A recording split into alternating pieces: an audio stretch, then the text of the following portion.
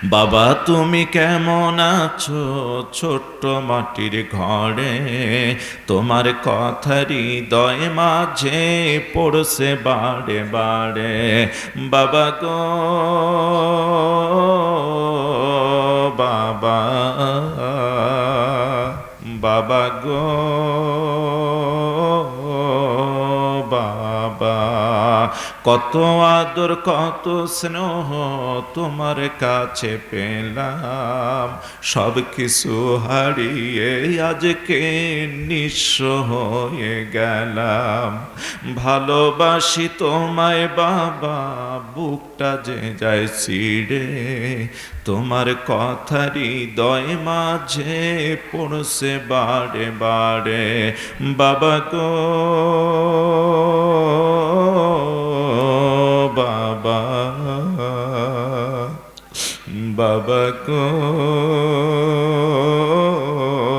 বাবা, তোমার মতো আপন কেহ পাই না তো আর খুঁজে, তাই তো আজ দিবানিশি অশ্রুতে যাই ভিজে।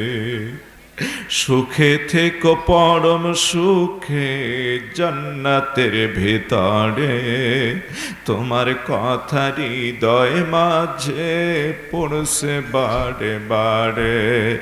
বাবা গো বাবা, বাবা গো বাবা। এই মার বাবা যাতে কবরে সুখী হয়, আমি চারজন মানুষ, এজন্য মাঝে মাঝে আমি বলে থাকি মুসলিম আমি, সংগ্রামী আমি, আমি চির রণবীর, আল্লাহকে ছাড়া কাউকে করি না ভয়, লিল্লাহে তাকবীর, আল্লাহু আকবার। কই রে খালিদ ওমর, আসবে আবার বদর, করিবি দিগি বিজয়ে নবীন মুজাহিদ, এখনো কি গাইতে হবে ঘুম ভাঙ্গা নিবিড়, এখনো কি গাইতে হবে ঘুম ভাঙ্গা নিবিড়। কই রে খালিদ ওমর, আসবে আবার বদর, করিবি দিগি বিজয়ে নবীন মুজাহিদ, এখনো কি গাইতে হবে ঘুম ভাঙ্গা নিবিড়। মসজিদের কোণে বসে শুধুই তসবিহ নয় রে আর, তোর হাতে এখন মানায় শুধু ঝকমকে তনোয়ার, গর্দান নিতে ওই জালিমে রায় রে মুজাহিদ, এখনো কি গাইতে হবে ঘুম ভাঙ্গা নিবিড়। জোরে বলুন আল্লাহ তাইয়িবান মুবারাকান ফি।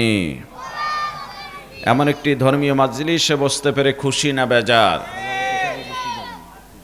আমাদের সম্মানিত সভাপতি সাহেব তার আসন অলঙ্কিত করলেন, আমরা সম্মানিত সভাপতি সাহেবকে আসন গ্রহণ করার জন্য বিনীত অনুরোধ করছি, পাশাপাশি ধন্যবাদ জানাচ্ছি। আল্লাহ পাক সম্মানিত সভাপতি সাহেবকে হায়াতে তৈয়বা দান করে, বলুন আমিন। সম্মানিত ভাইরা, আমি আলোচনার শুরুতে ভূমিকা খুব কম দেই, সরাসরি আলোচনায় যাব। আল্লাহ পাক যেন আমাকে সংক্ষিপ্ত কিছু ভূমিকা স্বরূপ কথা বলেই আলোচনায় যাওয়ার তৌফিক এনায়েত করে দেন।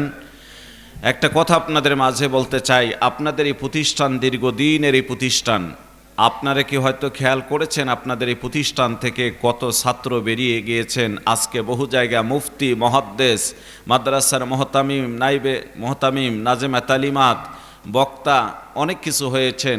আপনারা কি এই প্রতিষ্ঠানটাকে আপনারা হৃদয়ের চেয়ে ভালোবাসার দরকার আছে না নেই? আমিও তো এই প্রতিষ্ঠানের একজন ছাত্র, আলহামদুলিল্লাহ বলে।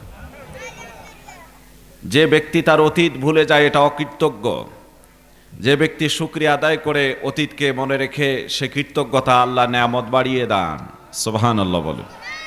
এজন্য আমি এখানকার ছাত্র বলতে আমার কোনো ভয় আছে? প্র্যাকটিসের কোনো ক্ষতি হবে? তবে আপনাদের দোয়ার বরকতে ছাত্র এখানকার হতে পারি। আপনি আমার ব্যাপারে একটু তথ্য নেন। ভারতে একাধিকবার আল্লাহ তাআলা কবুল করেছেন, দ্বীনের দাওয়াত, কোরআনের দাওয়াত নিয়ে ভারত সফর করার সুযোগ বহু হয়েছে। ইউটিউবে সার্চ দেন, বাংলাদেশের দক্ষিণবঙ্গ জেলাগুলিতেই আমার সবচেয়ে বেশি প্রোগ্রাম। আমি কয়েকটা প্রোগ্রাম এখানে রেখেছি, সেই সুবাদে 24 তারিখ এসে পাগলারহাটে প্রোগ্রাম করে গিয়েছি, 25 তারিখ ওদিকের প্রোগ্রাম ছিল, 26 তারিখ ওদিক ছিল, 27 তারিখ এসে আবার প্রোগ্রাম করলাম গতকাল পাথরডুবিতে, 28 তারিখ আজকে এখানে প্রোগ্রাম করতেছি। আগামীকাল প্রোগ্রাম করব রাজিতপুর থানার, রৌমারী জেলার রাজিতপুর থানার কোদালকাটি ইউনিয়নে। তারপরের দিন প্রোগ্রাম করব 30 তারিখ রৌমারী খেরুয়াচ্চরে, উত্তর খেরুয়াচ্চর বলা হয়। 31 তারিখ প্রোগ্রাম করব রৌমারী বন্দবেরে।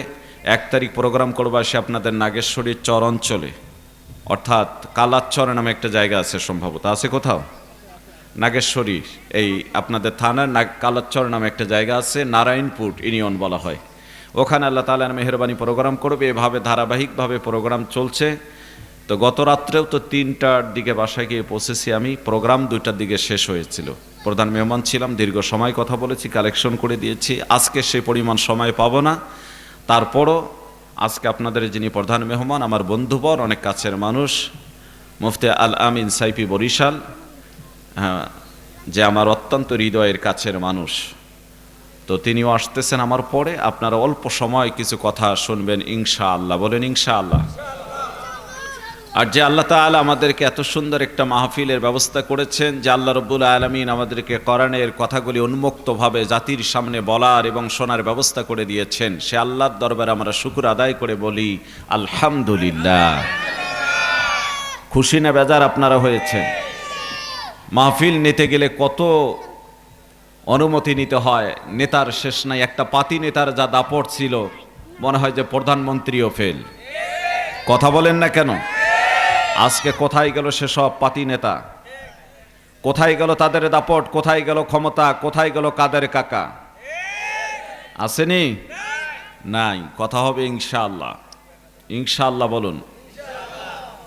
সম্মানিত ভাইরা, আর যাই কিছু হোক না কেন, যারা রাতের আধারে শাপলা চত্বরে লাইট অফ করে দিয়ে চতুর্দিক থেকে সেনাবাহিনী, বিডিআর, র্যাব, চিতা, কোবরা, আর্মি, পুলিশ সবকিছু নামায় দিয়ে সাধারণ আলেম উলামার উপর নির্বিঘ্নে গুলি চালায়, শুধু হাজার হাজার স্যান্ডেল পড়েছিল, রক্তে রঞ্জিত হয়েছিল শাপলা চত্বরের মাঠ। হাজারো মায়ের বুক যারা খালি করেছে, হাজারো বোনকে যারা বিধবা বানিয়েছে, হাজারো পিতাকে যারা সন্তানহীন বানিয়ে দিয়েছে, আল্লাহ রব্বুল আলামিন তাদেরকে ছাড় দিয়েছিলেন কিন্তু ছেড়ে দেন নাই। চূড়ান্ত কথা, আল্লাহ যুগে যুগে ছাড় দেন কিন্তু ছেড়ে দেন না, এটাই বাস্তবতা। শেষ পর্যন্ত খোদার দুশমনেরা পালাতে বাধ্য হলো, এমন ভাবেই পালালো আমার ভাইরা, তাদের আজকে কোনো অস্তিত্বই নেই। আসেনি? কোনো অস্তিত্ব আছে? নেই। তো জাতিকে এখান থেকে শিক্ষা গ্রহণ করার দরকার।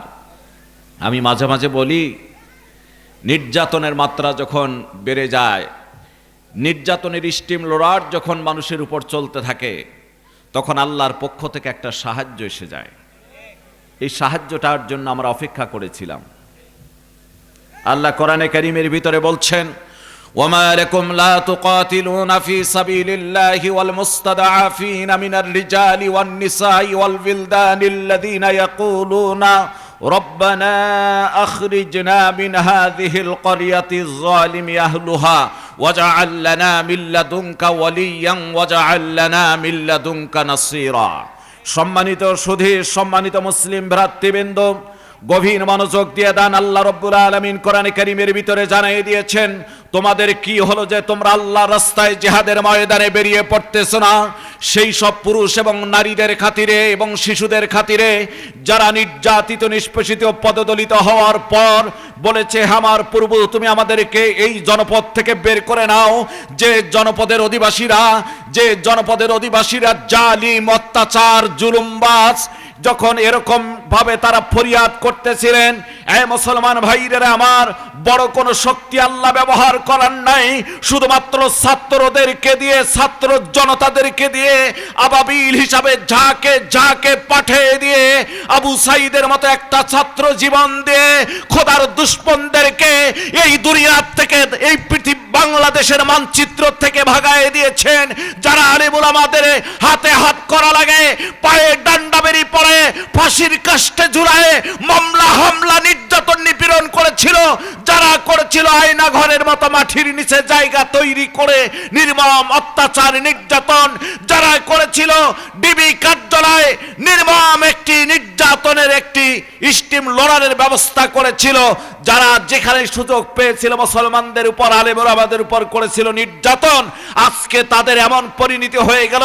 আল্লাহ রব্বুল আলামিন সাহায্যকারী হিসাবে এই জামানায় ছোট শক্তি পাঠিয়ে দিলেন মাত্র কিছু ছাত্র জনতাকে। আর সেই ছাত্র জনতার আন্দোলনে ভেসে গেল তাদের অন্যায় অত্যাচার জুলুম। আজকে মামুবাড়ি দিল্লিতে গিয়েও শান্তি খুঁজে পাওয়া যাচ্ছে না। এই জন্য আমি বলতে চাই, যদি কেউ জুলুমবাজ হয়, যদি কেউ জালিম হয়, তার পরিণতি এরকমই হয়। ইতিহাস থেকে তাদেরকে শিক্ষা গ্রহণ করার দরকার, ঠিক কিনা বলে? ভাবতেছেন হুজুর বুঝি এখানে জনসভা করতে আসছে? না, কোরআনের আলোচনা করতে এসেছি। জাস্ট শুধু আপনাদের একটু জমায়ে নিচ্ছি। জনসভার মাঠ আমার আপনারা দেখলে তখন আবার বুঝবেন এটা জনসভার মাঠ না, কিন্তু এগুলি কোরআনের কথার বাইরেও না। কোরআনের কথার বাইরে কি? এ ভাই কথা বলেন না কেন? আজকে মৌলবীরা রাজনীতি করলে অনেক কথা, মৌলবীরা কেন রাজনীতি করবে? ধর্ম ব্যবসায়ী বলে কি বলে না? মৌলবীরা ধর্ম ব্যবসায়ী, এরা রাজনীতি করে। আমি তো মনে করি মৌলবীদেরই রাজনীতি করার অধিকার রয়েছে, তোমাদের নেই।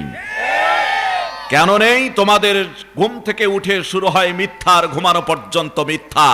তোমরা রাষ্ট্রীয় সম্পদ হাঙ্গরের মতো খেয়ে শেষ করে দিয়েছো, হাজার হাজার কোটি টাকা বিদেশে পাচার করেছো। মৌলবীরা যদি রাজনীতি করে, মৌলবীরা যদি ক্ষমতা অর্জন হয়ে যায়, তারা রাষ্ট্রীয় দুর্নীতি করবে না। মৌলবীরা যদি সত্যিকারে তারা যদি সংখ্যাগরিষ্ঠ হয়ে এদেশে রাজনীতি করে, তাহলে লক্ষ্য করে দেখা যাবে মুসলমান ভাইদের আমার, মানুষ যদি কোরআনের শাসন খুঁজে পায়, তাহলে টেকনাফ থেকে তুতিরিয়া, রূপসা থেকে পাথুরিয়া মানুষ নির্বিঘ্নে ঘুরবে। নারীরা চলবে, ইফটিজিং তো দূরের কথা, ধর্ষণ তো দূরের কথা, নারীদের দিকে চোখ তুলে তাকার সাহস পাবে না কোরআনের আইন বাস্তবায়িত হলে। এজন্য কোরআনের আইন আমরা চাই। কারা কারা চান? আল্লাহু আকবার বলে হাত উঠে দেখা।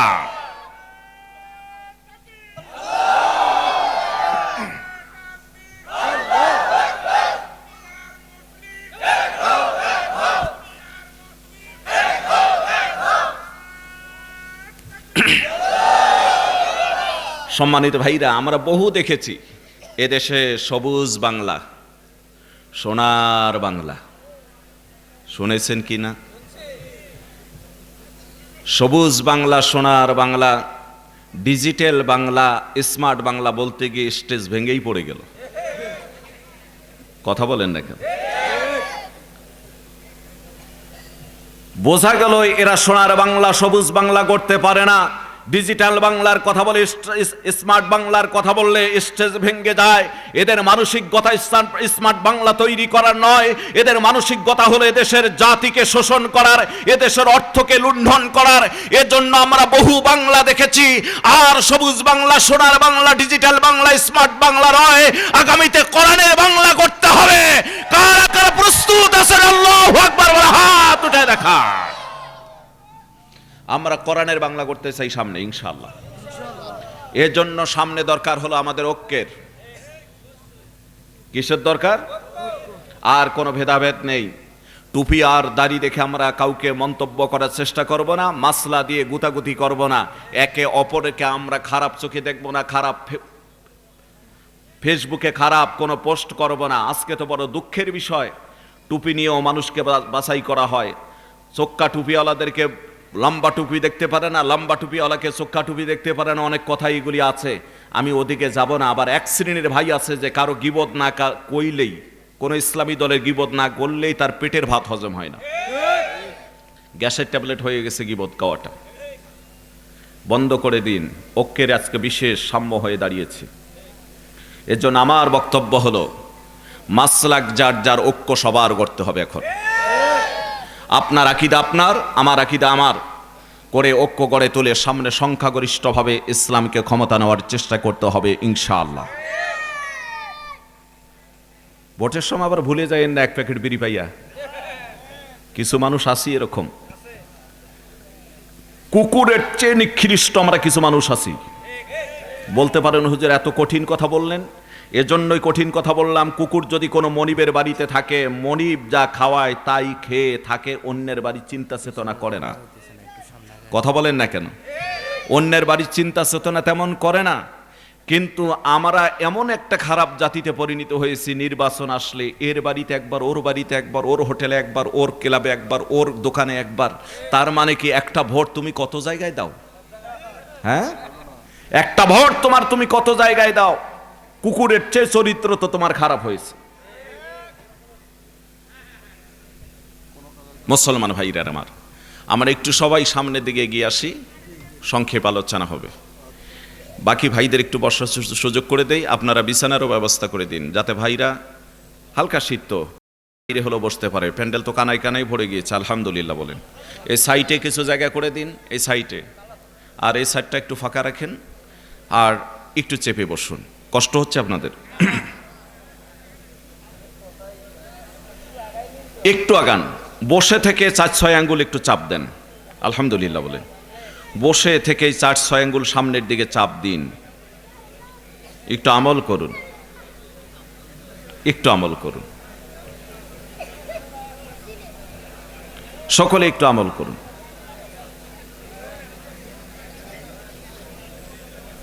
মাশাআল্লাহ, একটু আমল করুন, সকলে একটু আমল করুন সামনের দিকে।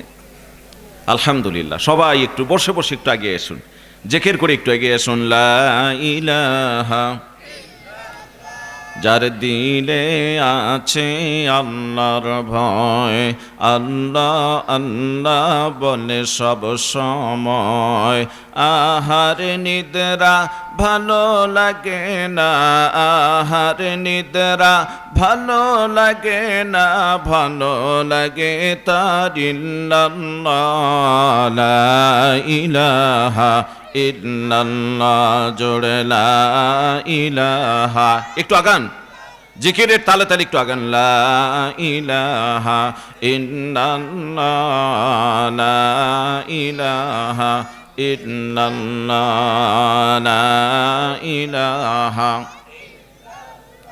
ও লা ইলাহা,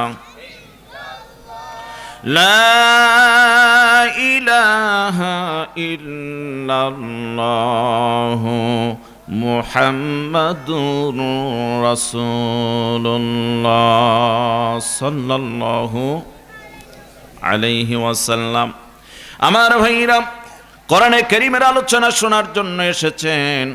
এই কোরআনে কারীমের আলোচনা শোনার জন্য আমাদেরকে কিছু নিয়ম কানুন মানার দরকার, কিছু নীতি অবলম্বন করার দরকার। আল্লাহ বলেন, ওয়াইদা কুরিআল কুরআনু ফাসতামিউ লাহু ওয়া আনসিতু লাআল্লাকুম তুরহামুন। বলুন আল্লাহু আকবার। আল্লাহ বলেন, যখন তোমাদের সামনে পবিত্র কোরআনে কারীম তেলাওয়াত করা হয়, তখন তোমরা তা গভীর মনোযোগ দিয়ে শ্রবণ করে এবং নীরব থাকো। লাআল্লাকুম তুরহামুন, এভাবেই আল্লাহ রহমত তোমাদের উপর নাজিল হতে পারে। জোরে বলুন সুবহানাল্লাহ। এ মুসলমান ভাইরা আমার, মনোযোগ দিন। যতক্ষণ কথা হবে কিছু কোরআনের কথা হবে, যতক্ষণ কথা হবে হাদিস থেকে কথা হবে, ইতিহাস থেকে কথা হবে। ফাও কোনো কথা বলার জন্য এখানে বসিনি। মুসলমান ভাইদের আমার, আমরা, আপনি, আমি সকলে ইমানদার, ইমানদার বলে দাবি করি, কিন্তু ইমানদারের কর্মকাণ্ড আমাদের ভিতরে নাই। ইমানদার কি করবে আল্লাহ রব্বুল আলামিন কোরআনে কারীমের ভিতরে জানায় দেন। আল্লাহ পাক বলেন, আল্লাযীনা আমানু يقاتلون في سبيل الله والذين كفروا يقاتلون في سبيل الطاغوت। বলুন না আল্লাহু আকবার। আল্লাহ বলেন যারা ঈমানদার তারা লড়াই করবে আল্লাহর পথে, আর যারা কাফের মুশরিক বেদিন যাদের ঈমান নাই এরা লড়াই করবে তাগুতের পথে, শয়তানের পক্ষে। মুসলমান ভাইরা আমার, আপনি আমি যদি ঈমানদার বলে দাবি করি তাহলে আপনার আমার জীবনের শুরু থেকে শেষ পর্যন্ত যতটুকু হায়াত আল্লাহ দান করেছেন এই হায়াতটুকু পুরোটা ব্যয় করা লাগবে আল্লাহর পথে। জোরে বলেন কথা ঠিক কিনা? আর আল্লাহর পথে চলতে গেলে মামলা, হামলা, জেল, জরিমানা, ফাঁসি, নানান কিছু আপনার আমার জীবনে আসতে পারে এ মুসলমান ভাইরা আমার। তাই তো মাঝে মাঝে আমি বলে থাকি ঈমানের পথ কাটায় ভরা, ফুল বিছানো নয় এ পথে তায়েব বদর উহুদ বালাকোট কারবালা পাড়ি দিতে হয়। ঈমানের পথ কাটায় ভরা, ফুল বিছানো নয়। জোরে বলেন কথা ঠিক কিনা? এ মুসলমান, ঈমানের পথে যদি চলতে যাও এই পথে কাটা, আঘাত, বাধা, বিপত্তি অনেক কিছু আসবে, এটাই আসা স্বাভাবিক। ঈমানের পথে চলতে হবে আপনি আমি মুসলমান হিসাবে। যেহেতু আমার নির্দিষ্ট একটা সাইট আলোচনা আছে, মন খুলে হয়তো এই বিষয়গুলি কথা বলতে পারবো না, শুধুমাত্র একটু টাচ দিয়ে সেদিকে চলে যাব। এ মুসলমান ভাইরা আমার, ঈমানের পথটা বড় কঠিন পথ, তবে এই পথে যদি কোনো মানুষ অবিচল থাকে, এই পথের মধ্যে যদি কোনো মানুষ টিকে থাকতে পারে তাহলে এই ব্যক্তিটা উভয় অবস্থাতে কামিয়াব। আমার আল্লাহ কোরআন কারীমের ভিতরে জানায় দেন, আল্লাহ বলেন ফালইউকাতিল ফি সাবিলিল্লাহিল্লাযীনা ইয়াশরুনাল হায়াতাদ দুনিয়া বিল আখিরা ওয়া মান ইউকাতিল ফি সাবিলিল্লাহি ফাইকতাল আও ইয়াগলিব ফাসাউফা নুতিহি আজরান আযীমা। আল্লাহ পাক বলেন তাদেরকেই তো আল্লাহর পথে লড়াই আর সংগ্রাম করা উচিত যারা দুনিয়ার জীবনটাকে পরকালের জন্য বিক্রি করে দিয়েছে। জোরে বলুন সুবহানাল্লাহ। আপনি আমি হাটে বাজারে বহু কিছু বিক্রি করি, ক্রয় করি, বিক্রি করি, কিন্তু মুসলমানেরা আল্লাহর জমিনে তারাই আল্লাহর পথে লড়াই সংগ্রাম করবে যারা পণ্য ক্রয় বিক্রয় করবে না, বরং জীবনটাকে আল্লাহর জন্য বিক্রি করে দিবে। জোরে বলুন সুবহানাল্লাহ। এটা বিশাল বড় পাওয়ার, বিশাল বড় নেয়ামতের ব্যাপার। এই জীবন আল্লাহর পথে সবাই বিক্রি করতে পারে না। জোরে বলেন কথা ঠিক কিনা? আল্লাহ বলেন তাদেরকে আল্লাহর পথে লড়াই আর সংগ্রাম করা উচিত যারা দুনিয়ার জীবনটাকে পরকালের জন্য বিক্রি করে দিতে পারে। আমার আল্লাহ বলেন যদি পরকালের জন্য কেউ দুনিয়ার জীবনটাকে বিক্রি করে দেয় আল্লাহ রাস্তায়, এই ব্যক্তিটা জিহাদের ময়দানে গিয়ে, এই ব্যক্তিটা দিন কায়েমের জন্য, এই ব্যক্তিটা আন্দোলনে গিয়ে যদি শহীদ হয়ে যায়, ফাইকতাল, যদি সে শহীদ হয়ে যায়, যদি মৃত্যুবরণ করে, আও ইয়াগলিব, অথবা সে বিজয় অর্জন করে, আমার আল্লাহ বলেন ফাসাউফা নুতিহি আজরান আযীমা, উভয় অবস্থাতে আল্লাহ রব্বুল আলামিন তাকে উত্তম পুরস্কার দান করে দিবেন। জোরে বলুন সুবহানাল্লাহ। একদিন তোর সোনার শরীর থাকবে না রে হায়, মাটির দেহ মাটির সাথে মিশবে রে ধুলায়, মাঝে রবি জুমলা সাজে দিনটা গেল বৃথা কাজে, এক পা কেবল পাড়ে আছে ও ভাই এক পা দিছ না, দিন ফুরায়া যায় রে আমার, দিন ফুরায়া যায়। কথা বলুন ঠিক কিনা? কষ্ট হচ্ছে আপনার? কথা বুঝতে অসুবিধা হচ্ছে? আমি আপনাদের এলাকার এখানে একটি বছর থাকার সুযোগ হয়েছে। আমি আপনাদেরই জেলার লোক। এখন জুমা পড়াচ্ছি সংযত কারণে অনেক দূরে, যেখানে জুমা পড়াচ্ছি আপনাদের মেহেরবানিতে আলহামদুলিল্লাহ 5 তলা একটা মসজিদ, 15 থেকে 15.5 কোটি ব্যয় করে মসজিদটা করেছেন এক সসির সাহেব। তবে মসজিদে জুমার দিনও ছাড় দিয়ে কোনো কথা বলি না, যা হক কথা সেটাই বলার চেষ্টা করি। এখনো যেমন বলি, আওয়ামী লীগ থাকতেও তেমন বলেছি। মানুষকে ভয় করে তো কোনো কথা বলা যাবে না। ঈমান তো এখানেই পরীক্ষা, কথা বলেন না কেন? কিন্তু আওয়ামী লীগ করলেই যে সব লোক খারাপ এমন চিন্তা চেতনা আমাদের করা যাবে, এটা মনে রাখবেন একটি কথা। আওয়ামী লীগ করেছে ম্যান হিসাবে, ব্যক্তি হিসাবে ভালো, কারো কোনো ক্ষতি করে নাই। আপনি ভাই হিসাবে তাকে সাধারণ ক্ষমা ঘোষণা করে দিন। কোনো তার আমার ভাই, তার কোনো ক্ষতি যাতে না হয় নিরাপত্তা যেন করতে আপনি আমি দেই।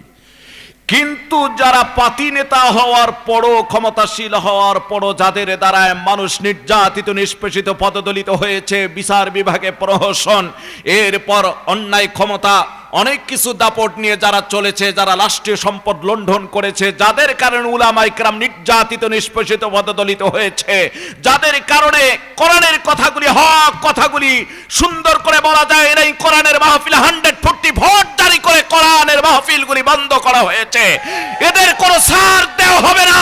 বাংলার জমিনেই তাদের বিচার হবেই হবে হবে। কথা বলেন না কেন? এদের ছাড় নেই, তাছাড়া বাকিদের সারা ইনশাআল্লাহ। বল, কষ্ট হচ্ছে মুসলমান ভাইরা আমার। আমি তো নবীন যুবক মানুষ, ঈমান জাগনিয়ে কথাবার্তা বলতে বেশি পছন্দ করি। ঈমান যাতে চাঙ্গা হয় মানুষের, ঈমান যাতে মজবুত হয়, ঈমানের ভিতরে যাতে ভেজাল না থাকে। বহু তরুণ যুবক এখানে এসেছে, একটা কথা মনে পড়ে গেল। ওয়ানা আবি হুরায়রা রাদিয়াল্লাহু তাআলা আনিন নবী সাল্লাল্লাহু আলাইহি ওয়াসাল্লাম قال سبعة يظلهم الله في ظله يوم لا ظل إلا ظله إمام عادل وشاب نشأ في عبادة الله تعالى ورجل قلبه معلق في المساجد। এখানে 7টি বিষয় রয়েছে, এদিকে গেলে সময় চলে যাবে। শুধুমাত্র আপনাদেরকে বোঝানোর জন্য বলছি, যেহেতু বহু নবীন তরুণ এখানে আছো। যুবক ভাইরা আমার, হযরত আবু হুরায়রা থেকে হাদিস বর্ণিত, তিনি বলেন রাসূল করিম সাল্লাল্লাহু আলাইহি ওয়াসাল্লাম বলেছেন, কিয়ামতের ময়দানে যেদিন আল্লাহর আরশের ছায়া ব্যতীত কোনো ছায়া থাকবে না, ওই দিন আল্লাহ রব্বুল আলামিন 7 শ্রেণীর ব্যক্তিদেরকে তার আরশের নিচে ছায়া দান করে দিবেন। জোরে বলুন সুবহানাল্লাহ। 1 নম্বরে নবীজি বলেন ইমামুন আদিল, ন্যায়পরায়ণ বাদশাহ, ন্যায়পরায়ণ বিচারক, ন্যায়পরায়ণ নেতা। মুসলমান ভাইরা আমার, 16 বছরের ভিতরে ন্যায়পরায়ণ বিচারক খুঁজে পাই নাই। কথা বলেন না কেন? 16 বছরের ভিতরে ন্যায়পরায়ণ নেতা খুঁজে পাওয়া যায় নাই, 16 বছরের ভিতরে ন্যায়পরায়ণ বাদশাহ খুঁজে পাওয়া যায় নাই। এরা আল্লাহর আরশের নিচে ছায়া তো পাওয়া দূরের কথা, এদের জাহান্নাম বুঝি ভাগ্যে জুটে যাবে, এদের কপালে জান্নাত জোটার কথা না। এ মুসলমান ভাইরা আমার, বহু তরুণ যুবক এখানে এসেছো, তাদের উদ্দেশ্যে বলতে চাই, আজকের যুবক তরুণদেরকে লক্ষ্য করে বলতে চাই, 2 নাম্বার যারা আল্লাহর আরশের নিচে ছায়া পাবে, তাদের ব্যাপারে নবীজি বলেন ওয়াশাবুন নাশা ফি ইবাদাতিল্লাহি তাআলা। ওই যুবক, ওই তরুণ, যে যুবক তরুণেরা যৌবনকালটা আল্লাহর আনুগত্য, ইবাদত, বندگی, দাসত্বের ভিতরে পেরেছে, এই যুবক আর তরুণগুলি আল্লাহর আরশের নিচে ছায়া পেয়ে যাবে। জোরে বলা যাবে কি সুবহানাল্লাহ। এ তরুণ যুবকেরা কারা এখানে আসছো? আল্লাহু আকবার বলে হাতটা উঠাও তো, একটু তরুণ যুবকদেরকে দেখতে চাই। আমি সবাইকে বলি নাই, আমি বলেছি যারা তরুণ আর যুবক এসেছেন হাতটা নামান, আবারও হাত নামান। শুধু যারা তরুণ আর যুবক আছো, এই তরুণ আর যুবকগুলোকে বলতেছে হাত উঠাও, হাত উঠাও তরুণ যুবকেরা। আলহামদুলিল্লাহ, বহু তরুণ যুবক হাত উঠেছে। এ তরুণ যুবকেরা, আল্লাহর নবী বলেছেন, এই দুনিয়ার জমিনে যদি তোমরা আল্লাহর ইবাদত, বندگی, দাসত্ব আনুগত্য করো, দিন কায়েমের চেষ্টা করো, দিনের পথে চলো, কিয়ামতের ময়দানে আল্লাহর আরশের নিচে ছায়া পেয়ে যাবে তোমরা। জোরে বলো সুবহানাল্লাহ। 3 নম্বরের আমার নবী বর্ণনা করেন ওয়া রাজুলুন কলবুহু মুআল্লাকুন ফিল মাসাজিদ, ওই ব্যক্তি আল্লাহর আরশের নিচে ছায়া পেয়ে যাবে যেই ব্যক্তিটার অন্তর মসজিদের সঙ্গে লটকানো। জোরে বলা যাবে কি সুবহানাল্লাহ। মুসলমান ভাইরা আমার, আপনারা এত বড় একজন মানিক এখানে পেয়েছেন যে মানিককে আপনারা চিনতে পারেন নাই।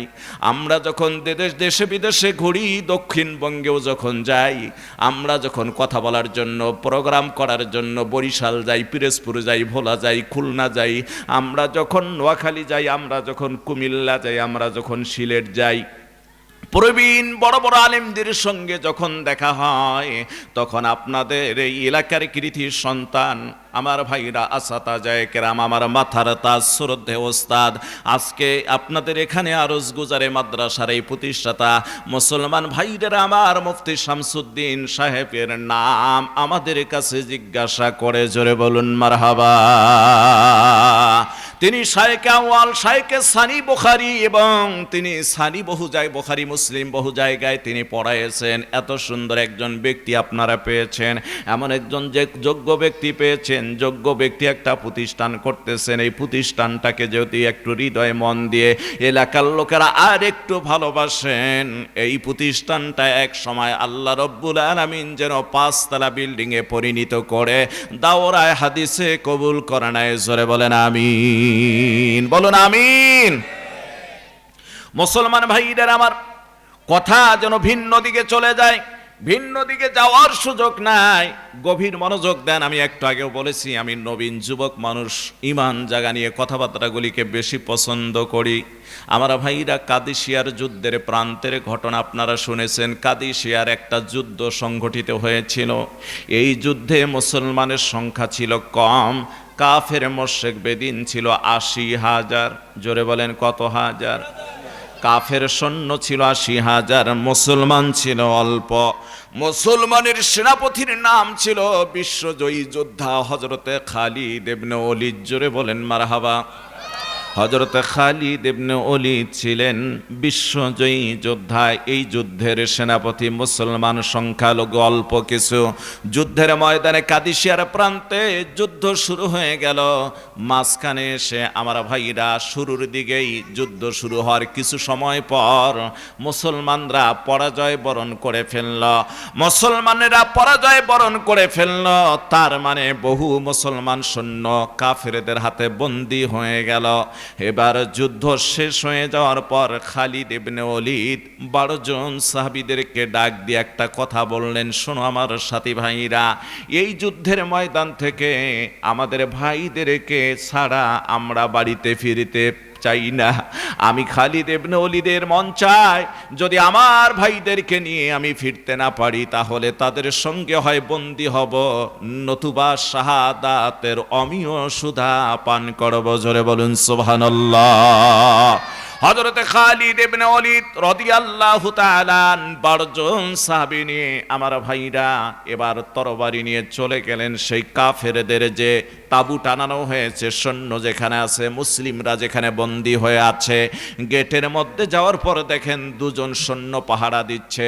এই গেটের মধ্যে যখন খালিদ ইবনে ওলীদ গিয়েছে, সৈন্যরা প্রতিরোধ করার জন্য গেটের সামনে দাঁড়িয়েছে, কিন্তু খালিদ ইবনে ওলীদ রাদিয়াল্লাহু তাআলা আনহুর চোখের ঘুমানি দেখে, চোখগুলি বড় বড় দেখে ভয় পেয়ে ছেড়ে দিয়েছে, আর কিছুই বলে নাই। সরাসরি খালিদ ইবনে ওলীদ চলে গিয়েছে। কাফের সেনাপতির নাম ছিল আরমানি, এই আরমানির কামরায় প্রবেশ করেছে।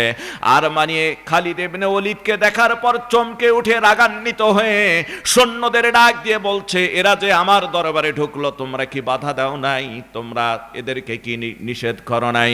আমার ভাইরা, সৈন্যরা বলল, জাহাপনা, এদের চোখ দেখার পর চোখের যে ঘুমানি, চোখের মধ্যে যে রাগান্বিত ছিল, আমি ভয়ে এদেরকে বাধা দিতে পারি নাই।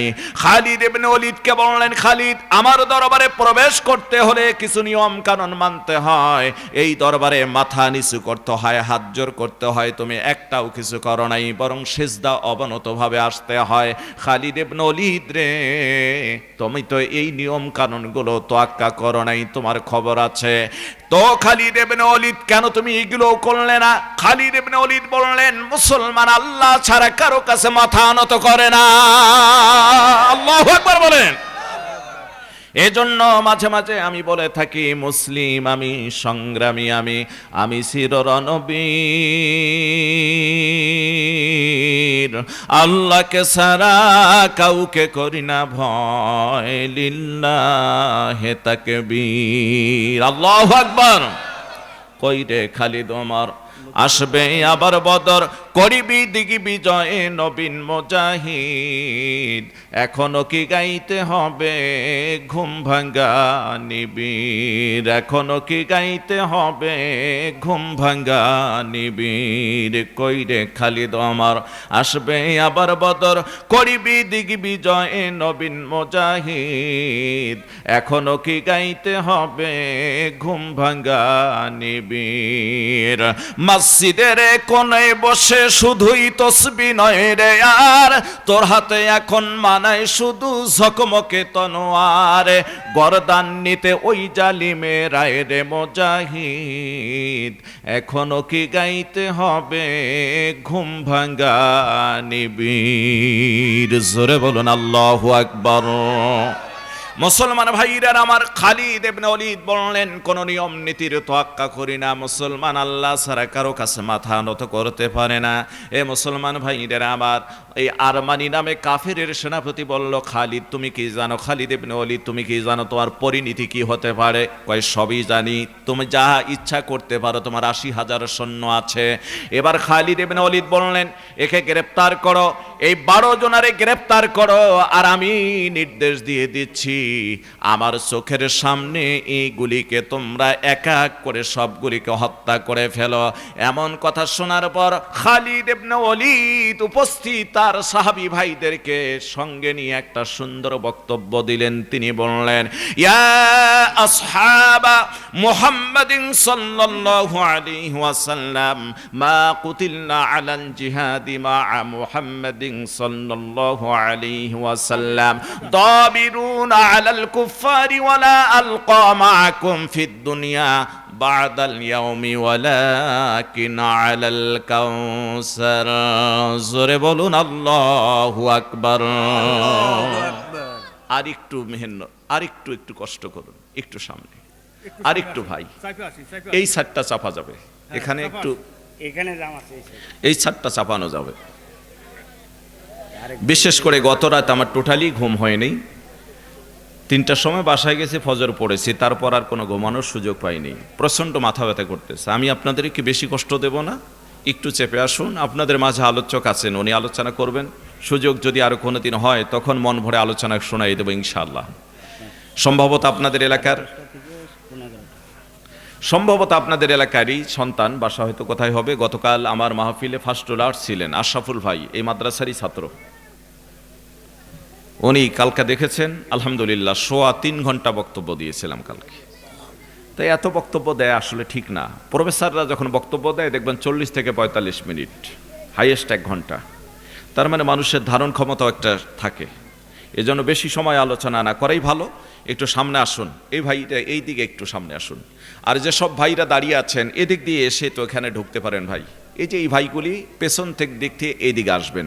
ভলান্টিয়াররা বারবার আলোচনা থামিয়ে দিয়ে আমাকে সামনে যদি আগাতে বলেন, আমি তো 2-3 বার আগাইছি, আর আগানোর সুযোগও নাই, তাহলে আলোচনাগুলি ব্রেক হয়ে যায়। টেপ রেকর্ডার তো চালু করলে মেশিন আবার চলে। আলোচনা আল্লাহর পক্ষ থেকে। কার পক্ষ থেকে? আল্লাহর পক্ষ থেকে। এটাকে থামাই দিয়ে নতুন করে চলতে গেলে সময় লাগে। এই জন্য কিছু বললে কাগজে লিখে দিবেন, আর জায়গার চেষ্টা করতেছি এই ছাড়টা একটু মেকআপ করার জন্য। ভাইরা এখানে যারা দাঁড়িয়ে আছেন, প্লিজ অ্যাটেনশন, আপনাদেরকে অনুরোধ করে বলছি এদিকে আসুন। এই ফাঁকা জায়গা দেখেন, এখানে কিছু আছে, এই যে বাচ্চাগুলির সামনে, এদিক থেকে বসুন, এদিক থেকে বসুন। মা বোনেরাও আপনারা চেপে চেপে বসুন সামনের দিকে। জানি না মা বোনদের প্যান্ডেল কত বড় আছে, আপনারাও সামনের দিকে চেপে বসুন। সম্ভবত প্রজেক্টরের ব্যবস্থা আছে এখানে নাকি? প্রজেক্টর আছে নাকি? নাই। আচ্ছা, তাহলে তো আর ওই ঝামেলা নাই যে এদিকে আসুন, এই সামনের দিকে একটু বসে পড়ুন। দেখুন, আপনারা যারা ভলান্টিয়ার আছেন, আপনারা লোকদেরকে বলে বলে বিনয়ের সাথে এভাবে বসায় দেন, আলোচনা বারবার বিঘ্নতা করবেন না। তো খালিদ ইবনে ওলীদ তার সাথী 12 জন ভাইকে নিয়ে একটা বক্তব্য দিলেন। আলহামদুলিল্লাহ বলবেন না? বক্তব্যটা কি ছিল? আরবি শুনেছেন, বাংলা কি শুনেছেন এর? না। যারা আলেম তারা তো কিছুটা বুঝেছেন, আলহামদুলিল্লাহ, কিছু মানে ভালোই বুঝেছেন, কিন্তু সাধারণ যারা তারা তো কিছু বলে নাই। আমাদের দেশের লোকেরা যারা মূর্খ মানুষ হজ করতে যায়, ওখান থেকে এসে কয় সৌদিতে সব কথা কি বলে জানি না, আরবিতে বলে, খালি 2টা কথা বাংলায় বলে, একটা হলো আজান আর একটা হলো সূরা ফাতিহা। আজান কি বাংলায় দেয়? সূরা ফাতিহা কি বাংলায় দেয়? কিন্তু সূরা ফাতিহা তার মুখস্থ আছে, এই জন্য যখন তেলাওয়াত করে কয় এটা বাংলায় কয়, আর আজানটা বাংলায় হয়, আর বাকি সব আরবিতে। তো এরকম আমরা না জানার কারণে মূলত আরবির অর্থ বুঝতেছি না। মুসলমান ভাইদের আমার, খালিদ ইবনে ওলীদ তার সাথী ভাইদেরকে নিয়ে সুন্দর বক্তব্য দিলেন। তিনি বললেন, ইয়া আসহাবা মুহাম্মাদিন সাল্লাল্লাহু আলাইহি ওয়াসাল্লাম, মুহাম্মাদিন সাল্লাল্লাহু আলাইহি ওয়াসাল্লাম, মা কুতিলনা আলাল জিহাদি মা মুহাম্মাদিন সাল্লাল্লাহু আলাইহি ওয়াসাল্লাম দাবিরুনা আলাল কুফারি ওয়ালা আলকা মাআকুম ফিদ দুনিয়া বাদাল ইয়াউমি ওয়ালাকিন আলাল কাউসার। মুহাম্মদুর রাসূলুল্লাহর এই সাহাবী খালিদ ইবনে ওলীদ মুসলিম সেনাপতি তার 12 জন সাথী ভাইদেরকে ডাক দিয়ে বললেন, আমার সাথী ভাইরা তোমরা শুনে নাও, আল্লাহর নবীর সঙ্গে বহু যুদ্ধে অংশগ্রহণ করেছো, নবীর নেতৃত্বে নবীর সঙ্গে কাফেরদের বিরুদ্ধে অংশগ্রহণ করেছো, বহু যুদ্ধে তোমরা অংশগ্রহণ করেছো। আজ জীবনের শেষ যুদ্ধ মনে করে নাও, আমরা 12 জন সৈন্য হয়ে 80,000 কাফেরের বিরুদ্ধে লড়াই করব, যুদ্ধ করব। এতে যদি শহীদ হয়ে যায়, হাউজে কাউসারে সবার দেখা হবে বিশ্ব নবীজির সঙ্গে। জোরে বলুন সুবহানাল্লাহ। মুসলমান ভাইরা আমার, মাত্র 12 জন সাহাবীকে নিয়ে খালিদ ইবনে ওলীদ তরবারি খুলে যখন 80,000 কাফেরের বিরুদ্ধে অস্ত্র ধরার জন্য হুঙ্কার দিয়েছে, এই আরমানি নামে কাফের সেনাপতি হাত জোর করে বলেছে, সে চিন্তা করেছে আমি তো সবার সামনে এখন ঘরের ভিতরে, আমি আগেই আমাকে হত্যা করে ফেলবে, এই খালিদের হাত থেকে বাঁচতে পারবো না। হাত জোর করে বলছে, খালিদ ইবনে ওলীদ মহান সেনাপতি, আমারে মাফ করে দাও, তোমার সঙ্গে আর নতুন কোনো যুদ্ধ করতে চাই না, তোমার ভাইদেরকে আমি মুক্ত করে দিলাম, তোমার বন্দী ভাইদেরকে নিয়ে বাড়িতে ফিরিয়ে যাও। জোরে বলুন সুবহানাল্লাহ। মুসলমান, মুসলমান তো সেই যে আল্লাহ ছাড়া কাউকে ভয় করে না, মুসলমান তো সে হাজার হাজার কাফেরের বিরুদ্ধে অল্প কিছু মুসলমান যুদ্ধ করে ঈমান নিয়ে, এটাই হচ্ছে প্রকৃত মুসলমান। কথা অন্যদিকে চলে যায়, অন্যদিকে যাব না। এজন্য আজকে বলে যাই, দিন কায়েমের যদি প্রয়োজন হয়, দিন কায়েমের ইকামতে দিনের সঙ্গী হয়ে বাংলার জমিনে যখন বাতিলের বিরুদ্ধে কোনো ডাক এসে যাবে, মুসলমানেরা তখন ময়দানে নামতে হবে। আমাদের এই জমিনে বারবার নবীজিকে নিয়ে ব্যঙ্গ করা হয়, এই জমিনে কাফের মুশরিক বেদিনরা নবীজিকে কটূক্তি করে, পার্শ্ববর্তী ভারতে করে, বিভিন্ন জায়গায় করে। আমরা বলবো, বাংলার জমিনে যদি আল্লাহর নবীজিকে নিয়ে কোনো কটূক্তি ব্যঙ্গ করা হয়, আমার ভাইরা যখন উলামায়ে কেরামের নেতৃত্বে সাধারণ আমজনতা রাজপথে নামবে, যখন ওই লোকটার দৃষ্টান্তমূলক শাস্তির জন্য নামবে, যদি তাকে সেই সময় যারা দেখতে থাকবে গ্রেফতার না করে, যদি তার বিচারের আয়ত্তে না নিয়ে আসে, তাওহীদি জনতা ওই খোদার দুশমনকে, নবীজির দুশমনকে যদি পায়, জিভ টান দিয়ে ছেড়ে নিয়ে কুকুরকে খাওয়াবে, এতে কোনো সন্দেহ নাই। এমন ঈমান আপনার আমার অন্তরের ভিতরে থাকতে হবে। জোরে বলেন কথা ঠিক কিনা? আল কোরআনের সৈনিক আমি, নেই কো পরাজয়, এক আল্লাহর গোলাম আমি, এই তো পরিচয় আমার, এই তো পরিচয়। কোরআন হাদিস সংবিধান রাসূল আমার নেতা, উৎসাহ মোর চির অম্লান, ইতিহাস বীরগাথা। এক আল্লাহ ছাড়াই আমার দিলে, এক আল্লাহ ছাড়াই আমার দিলে নেই কোনো ভয়, এক আল্লাহর গোলাম আমি, এই তো পরিচয় আমার, এক আল্লাহর গোলাম আমি এই তো পরিচয়, লিল্লাহে তাকবীর, নারায়ে তাকবীর, আলহামদুলিল্লাহ। আস্তে করলেও যেন জোরে হয়, এটাই তো মুসলমানদের ঈমান। কষ্ট পাচ্ছে আমার ভাইরা, আমার বন্ধুগণ, আজকে আমরা একটা পরিবেশ পেয়েছি, এ কোরআনের পরিবেশ যেন সারা জীবন থেকে যায়। আমি মাঝে মাঝেই বলে থাকি যে এবারে যদি ইসলামী আন্দোলন, বাংলাদেশ জামাতে ইসলাম, খেলাফত আন্দোলন, খেলাফত মজলিস, জমিতে উলামায়ে হিন্দ, তারপর আরও অন্যান্য সংগঠনগুলি, ছোট বড় প্রায় 16-17টা ইসলামী সংগঠন আছে। এই ইসলামী সংগঠনগুলি একত্রিত হয়ে হেফাজতে ইসলাম সহ তাবলিগ জামাতের ভাইগুলি মিলে যদি সবাই ভোটের ময়দানে প্রমাণ করে, আপামর জনতা যদি একটু করে চিন্তা করে, বহু কিছু দেখেছি আর দেখতে চাই না, এবার আমরা দেখব কোরআনের বাংলা। আলহামদুলিল্লাহ, এ দেশে সংখ্যাগরিষ্ঠভাবে ইসলামী দলগুলি ক্ষমতায় যাওয়ার সম্ভাবনা রয়েছে, ঠিক কিনা বলেন?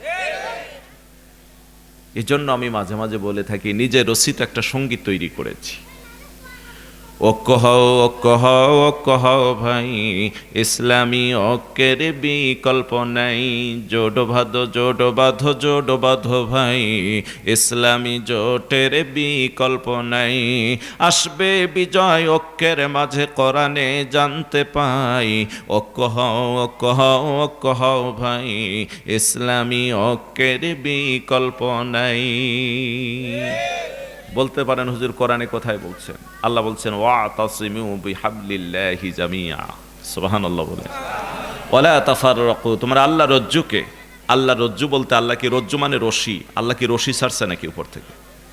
আল্লাহ রজ্জু মানে আল্লাহর কোরআনকে ঐক্যবদ্ধভাবে যদি তোমরা ধারণ করো, ওয়ালা তাফাররাকু, নিজেরা যদি তোমরা পরস্পর বিচ্ছিন্ন না হও, তোমাদের বিজয় সুনিশ্চিত। জোরে বলেন সুবহানাল্লাহ।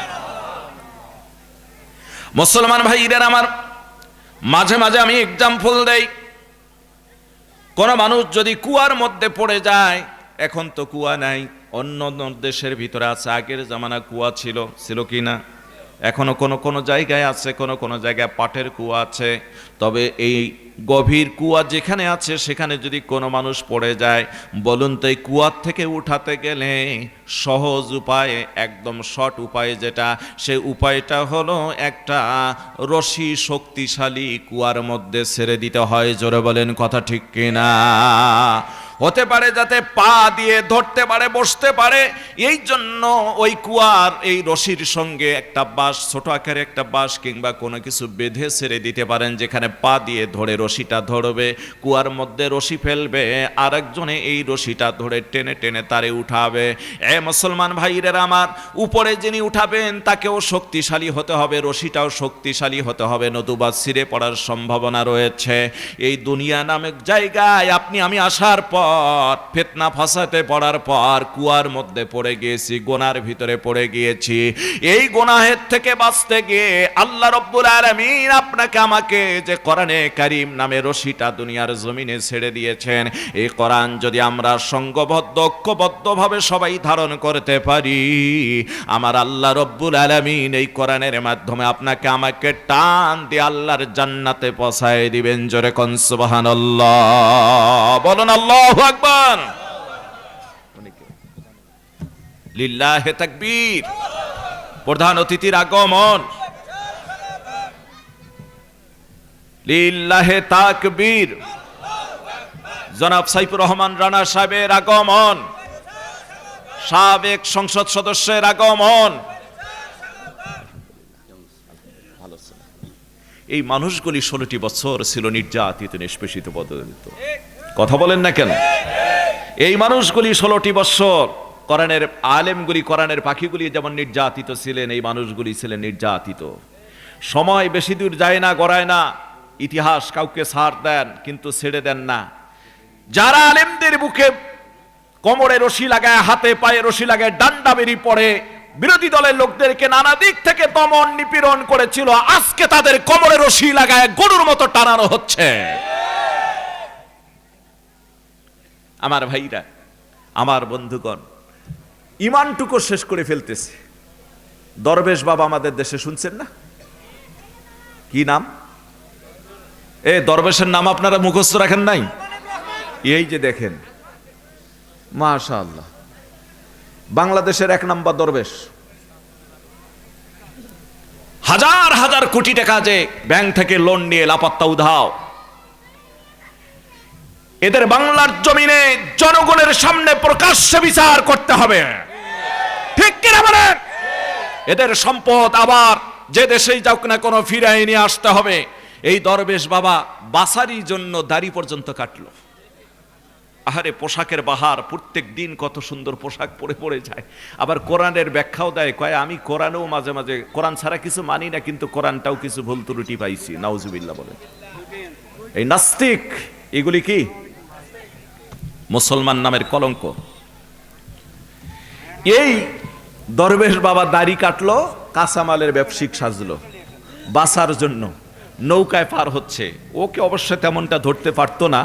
তো ওরে যখন দরবেশ বাবা অন্য জনারে ধরছে, সে দেখাই দিছে শুধু আমারে ধরবেন, ওই যে সামনে দরবেশ বাবা আছে, দাড়ি কাইটে আরো বড় অলি হইছে, রে ধরেন। শেষ পর্যন্ত ধরা পড়ে গেছে। জনগণের এত ক্ষোভ, 16টি বছর যেভাবে জ্বালিয়েছে, মেয়ের দুর্নীতির কারণে বাবার ভাস্কর্য পর্যন্ত একটি ছবিও বাংলার জমিনে কোথাও কেউ রাখে না। লজ্জা থাকার কথা তাদের। মুসলমান ভাইরা আমার, সুতরাং সামনে যখন সময় আসবে, এদেরকে জাতি চিনে ফেলেছে, আর এ জাতি গ্রহণ করবে না ইনশাআল্লাহ। বলেন ইনশা। আবার শুনি মাঝে মাঝে যে ফট করে ঢুকে পড়বে চট করে বাংলাদেশে।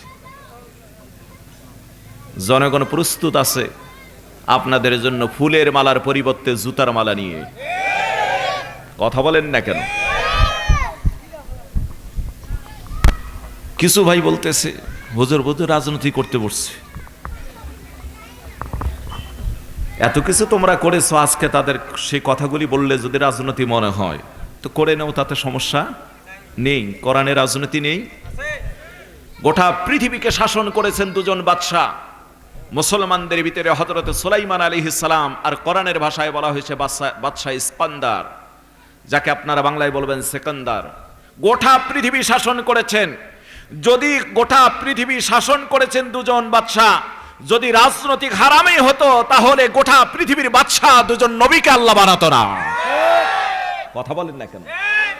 তাহলে বোঝা গেল রাজনীতি হারাম না, এটা কোরআনের একটা নীতি।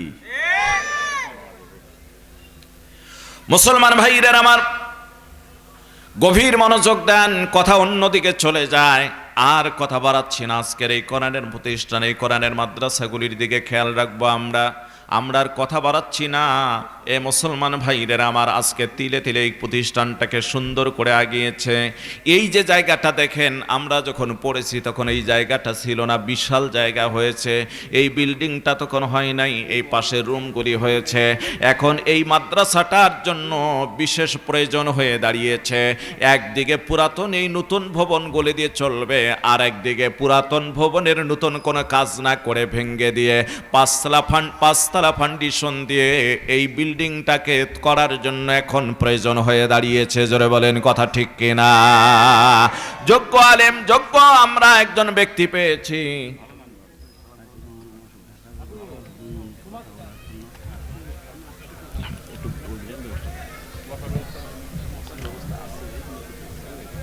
মোহতরম বলে তো ঢাকা যাবেন রাত্রে।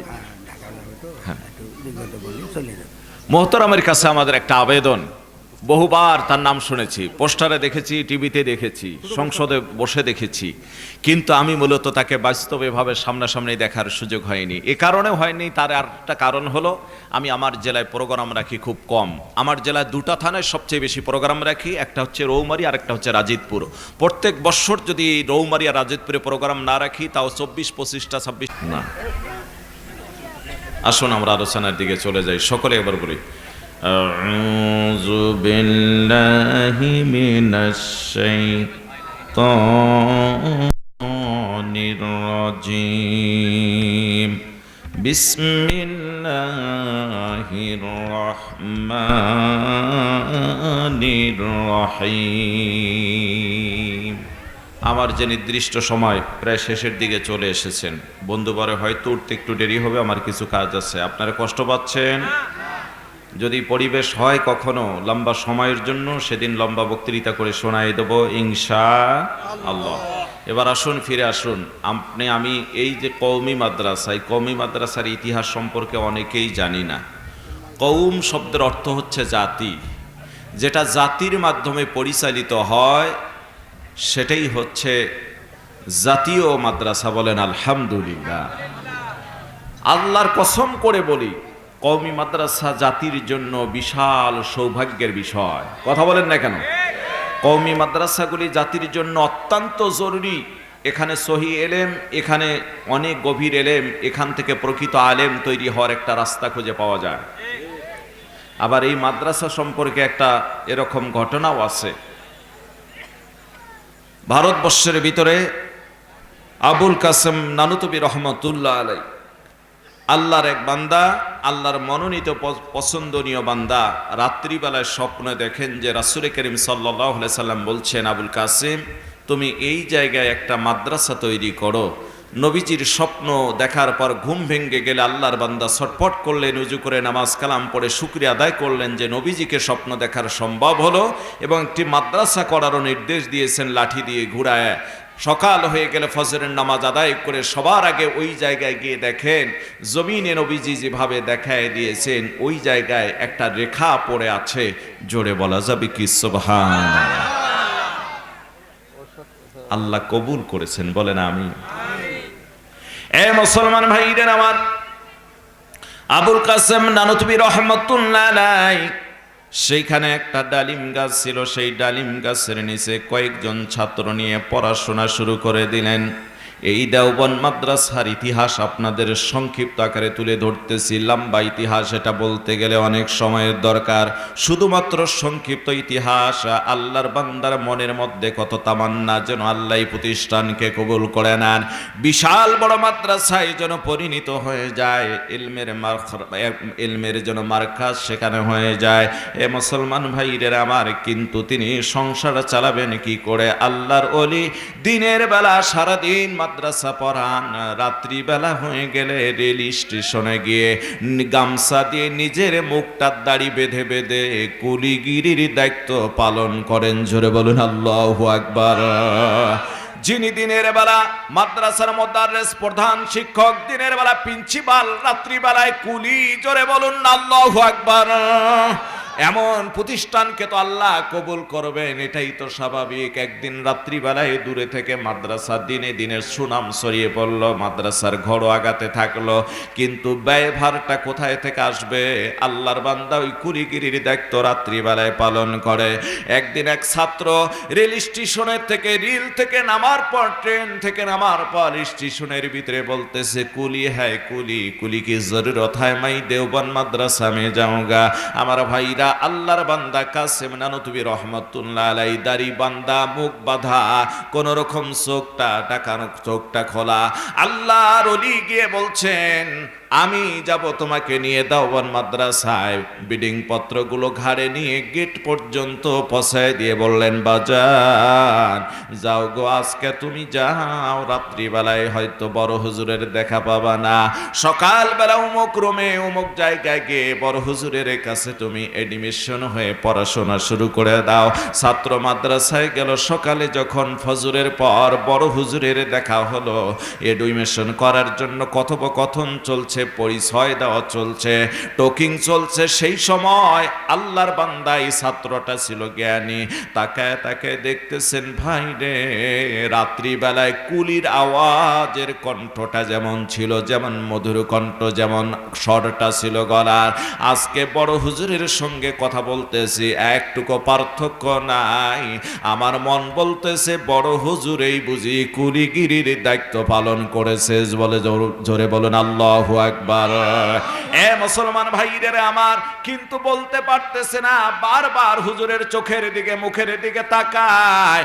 এ মুসলমান ভাইদের আমার, এক পর্যায়ে এডিমিশন হয়ে পড়া শুরু করে দিলেন। ইতিহাসের ভিতরে আসছে বড় হুজুর মাদ্রাসার দায়িত্ব পালন করেন এভাবে। দেওবন্দ মাদ্রাসার প্রতিষ্ঠার সংক্ষিপ্ত একটা ইতিহাস আপনাদের শোনায় দিয়ে যায়, খুবই সংক্ষিপ্ত। আমার ভাইরা, এতগুলি ছাত্র পায়খানা করেন। আগের জামানায় এরকম স্যানিটারি ল্যাট্রিন ছিল না, নিচে টিন বসানো ছিল। এই টিনগুলি ভরে গেলে বাইরে গিয়ে পায়খানা পরিষ্কার করে পানিতে ফালায় দিয়ে গর্ত খুঁড়ে পুতায় রেখে আবার ধোয়ার পর ওই টিনটা নিচে বসায় দেওয়া হতো। এই ছাত্রটা ছিল জ্ঞানী, ছাত্রটা চিন্তা করলো এতগুলি ছাত্র, শিক্ষক পায়খানা করে, কোন সুইপার এসে পরিষ্কার করতে দেখি না, কোন সুইপার আসা দেখি না, সবগুলি পরিষ্কার হয়ে থাকে। কেমনে কে বা কাহারা পরিষ্কার করে? আমার ভাইরা রাত জেগে জেগে পড়াশোনা করে, আর কে পরিষ্কার করে এটা দেখার জন্য আল্লাহর বান্দা অপেক্ষা করে। এবার একদিন নিশি রজনীতে তাকায়া দেখে রেল স্টেশনে যেমন কুড়িটা মুখ বাঁধানো ছিল, যেমন গেঞ্জি গায়ে যেমন গামছা ছিল মুখটা বাঁধা, একই গেঞ্জি একই গামছা দিয়ে মুখ বাঁধা একজন ব্যক্তি ল্যাট্রিনের ভিতরে ঢুকে ছাত্রদের পায়খানা ঘাড়ে করে নিয়ে দূরে গিয়ে গর্ত খুঁড়ে সেখানে গর্তের মধ্যে পায়খানাগুলি রেখে আবার টিন ধুয়ে নিয়ে এসে ল্যাট্রিনের ভিতরে বসায় দিচ্ছে। জোরে বলুন সুবহানাল্লাহ। এ মুসলমান ভাইদের আমার, এই ওস্তাদদেরকেই তো আল্লাহ কবুল করবেন। এক পর্যায়ে ওই ছাত্রটা চুপে চুপে গিয়ে এক ল্যাট্রিন থেকে যখন বেরিয়ে আর একটাই ঢুকবে, আস্তে করে পা জড়িয়ে ধরেছে। পা জড়িয়ে ধরার পর কান্দে আর বলে, হুজুর কে গো আপনি? যতক্ষণ পরিচয় দিবেন না ততক্ষণ পা আমি ছাড়ব না। ছাত্র বলে, ওস্তাদ এবার পা ছেড়ে দাও। ওস্তাদ বলে, পা ছেড়ে দাও, কিন্তু ছাত্র পা ছাড়তে রাজি না, পরিচয় জানতে চায়। ওস্তাদ বলে, বাবা আমার পরিচয় তুমি যদি জেনে যাও সর্বনাশ হয়ে যাবে আমার, তুমি আমার পরিচয় জানার চেষ্টা করো না। কয় না, কোন কর্মে আজকে পা ছাড়ব না যতক্ষণ না আপনি আমারে বলছেন। এক পর্যায়ে ছাত্র যখন কাকুতি মিনতি করেছে, ওস্তাদ শর্ত দিয়েছে জীবনে কাউকে বলতে পারবা না, যদি কথাটা গোপন রাখতে পারো পরিচয় তোমারে দিয়ে দিচ্ছি। ছাত্র মেনে নিল। এক পর্যায়ে মুখের গামছা যখন সরাইছে, তাকায় দেখে কাসেম নানুতুবি রহমতুল্লাহ আলাই, আবুল কাসেম নানুতুবি রহমতুল্লাহ আলাই, আল্লাহর ওলি, মাদ্রাসার প্রতিষ্ঠাতা প্রিন্সিপাল, মাদ্রাসার ছাত্রদের ওস্তাদদের পায়খানা পরিষ্কার করে। জোরে বলুন আল্লাহু আকবার। এ মুসলমান ভাইরা আমার, আল্লাহর ওলিদের সঙ্গে একটা মানুষ থাকলে তার চরিত্রের পরিবর্তন হয়। আল্লাহু আকবার বলেন। তার আখলাক চরিত্রের পরিবর্তন হয়, নমনীয়তা আসে, আদর্শ আছে।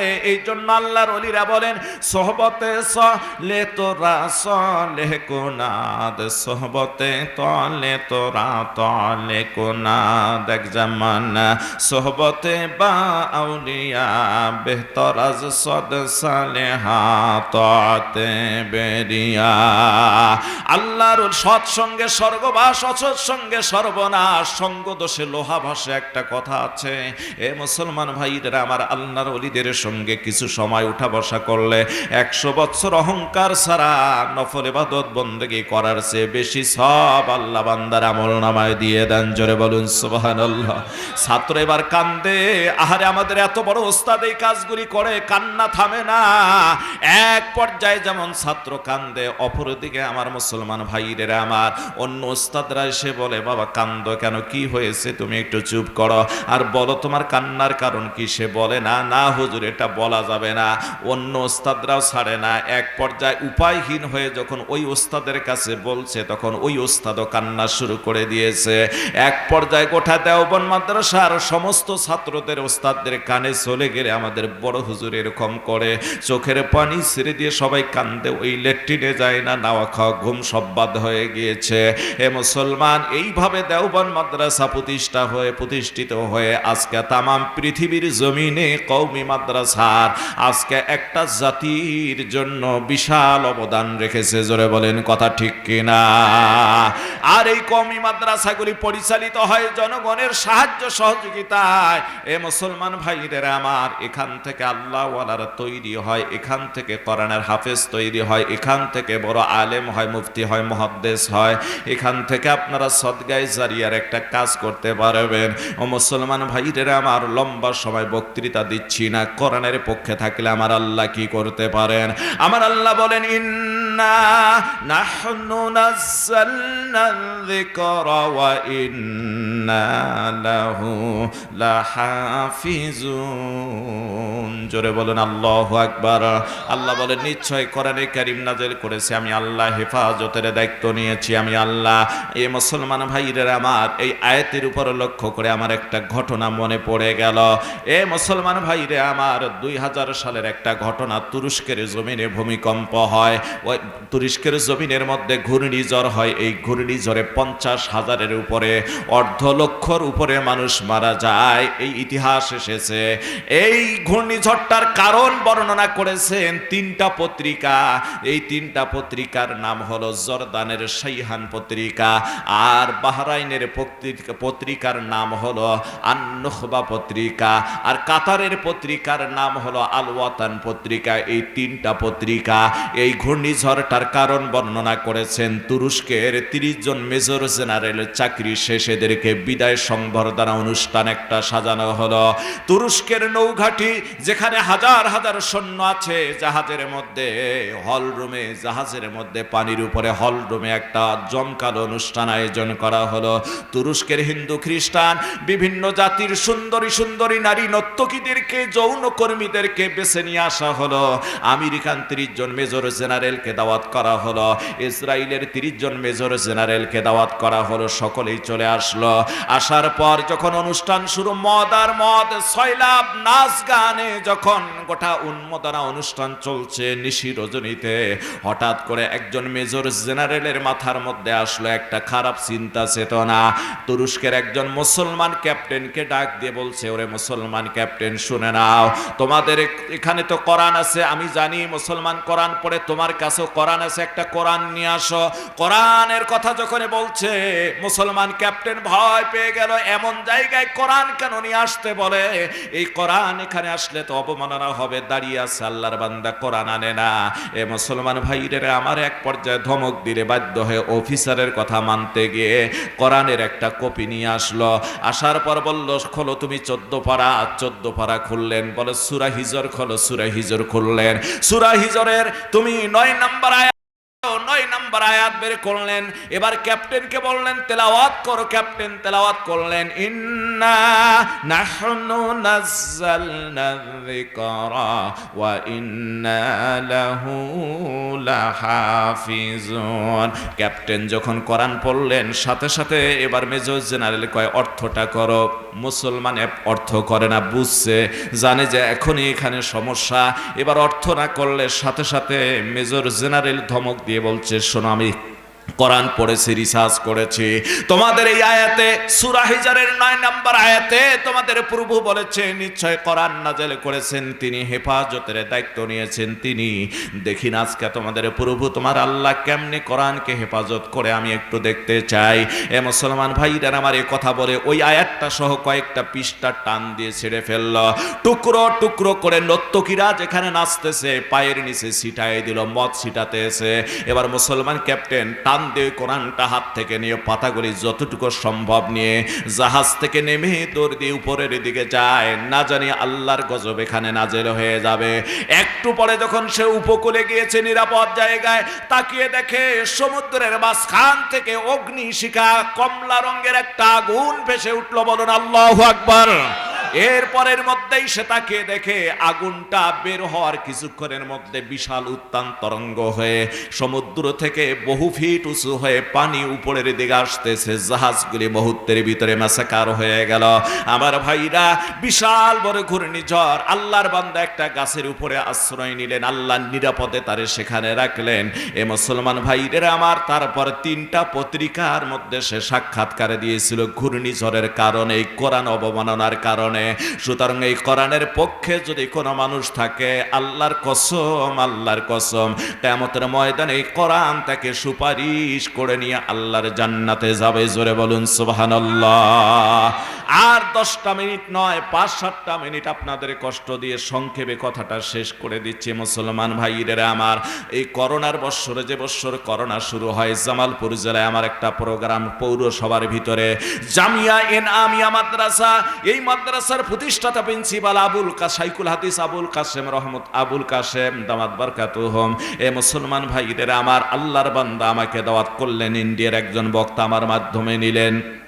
সংক্ষেপ কথা আমি বললাম, হুজুর যেই দিন আপনি বক্তা ইন্ডিয়ারকে দাওয়াত করলেন এবং আমাকেও দাওয়াত করলেন, এই দিন আমার একটা গোপালপুরে প্রোগ্রাম রয়েছে টাঙ্গাইল জেলার।